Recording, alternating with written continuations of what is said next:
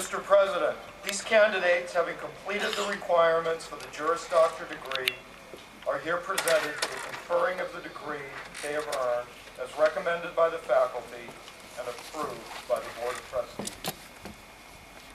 By virtue of the authority vested in me by the Board of Trustees of Lewis and Clarke College under the laws of the state of Oregon, I confer upon each of you the degree of Juris Doctor with all the responsibilities and privileges thereto appertaining. Will the candidates please come forward? Evans.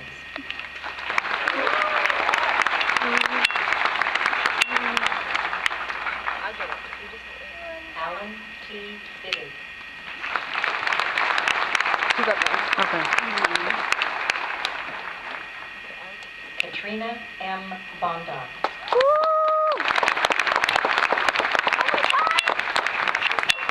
I know. Oh, this is... Megan Murphy Bors, cum laude.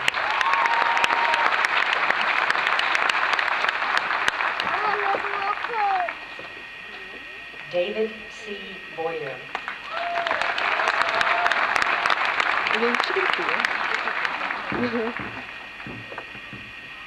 Ashley O. Boyle, magna cum laude.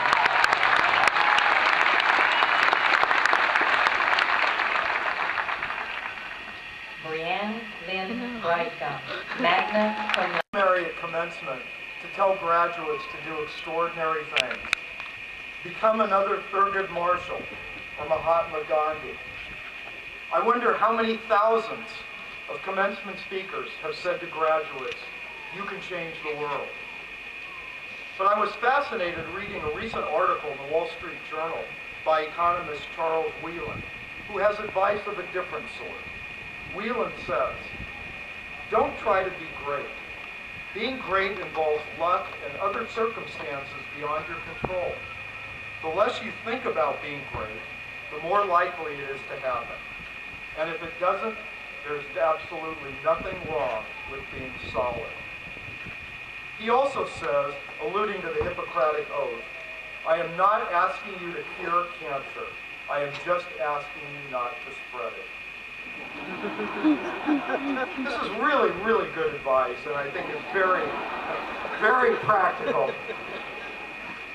Another practical piece of advice: do the best that you can in representing your clients, but be prepared to lose cases. And heaven knows I have lost many as a practicing lawyer.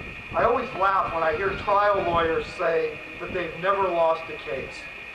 Usually that means the lawyer has never had a truly difficult case.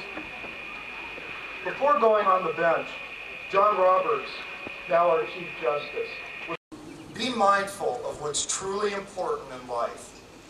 Family, friends, relationships. As some of you know, I was hospitalized twice during this academic year. The second time was after some serious complications from surgery. No doubt because of those lawyers, several doctors came into my room warning me of potentially dire consequences. They said they were, quote, obligated to warn me. I can assure you that during those few scary days, while I sat alone in isolation, with plenty of time to think, I did not once say to myself, I wish I could have tried more cases. I wish I could have taken more depositions. And I certainly did not think to myself, I wish I had logged more billable hours. Rather, I regretted that I did not take more time for family and friends who mean the world to me. I wondered if perhaps I had been too focused on my career. Recently, Mike Wallace of 60 Minutes fame passed away.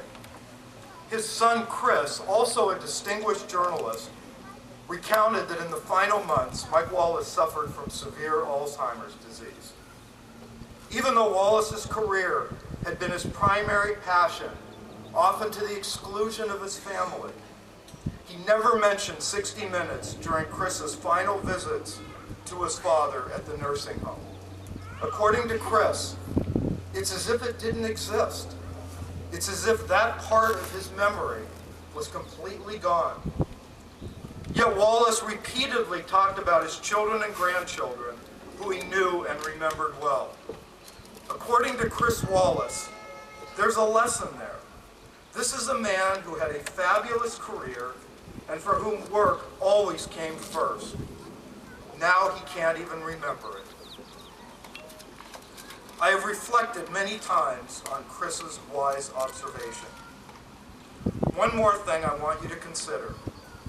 As you plan your career, do what makes you happy, and do not choose a career path just because it's prestigious or lucrative.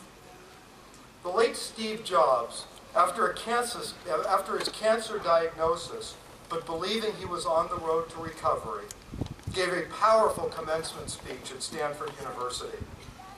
In it, he said, "I have looked in the mirror every morning and asked myself, if today were the last day of my life, would I want to do what I'm about to do today? And whenever the answer has been no for too many days in a row, I know I need to change something." So do work that excites you. Make a meaningful career for yourself. Find work that makes you want to get up in the morning. And above all else, don't forget what's truly important in life: those you love. Thank you.